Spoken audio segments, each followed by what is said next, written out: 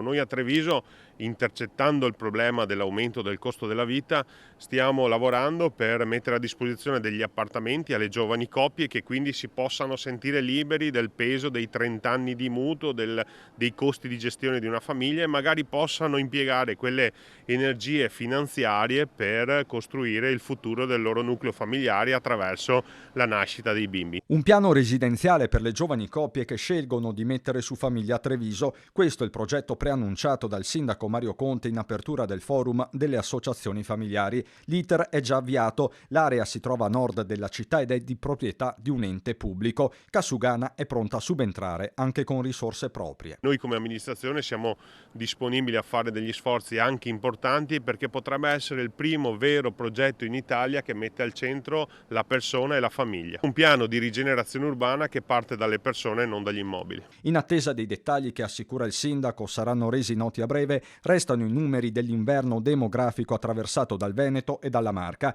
illustrati dal presidente dell'Istat Giancarlo Blangiardo. I trend parlano di un raddoppio nei prossimi 20 anni degli anziani maschi soli, così come dei padri single. Chi deciderà di diventare madre lo farà sempre più tardi. Inevitabili le conseguenze su PIL e welfare. Per invertire la tendenza servono misure shock, sostegni economici concreti. Il primo ingrediente è maggiori trasferimenti per le famiglie per l'educazione dei figli, perché in Italia la nascita di un figlio è il secondo motivo di povertà. Trasferire soldi alle famiglie per l'educazione è la prima parte, lo fanno Germania e lo fa la Francia. L'Italia ha cominciato l'anno scorso con assegno unico, ma la misura va rinforzata e semplificata. Quanto agli enti locali, la Regione rilancia il fattore famiglia, un modo per superare la logica stretta dell'ISEE e il concetto di impatto familiare. Che è una valutazione che permette di orientare le politiche per la famiglia, ossia noi dobbiamo capire se le politiche che noi stiamo mettendo in campo vanno nella direzione effettivamente di una risposta ai bisogni cogenti che ci sono.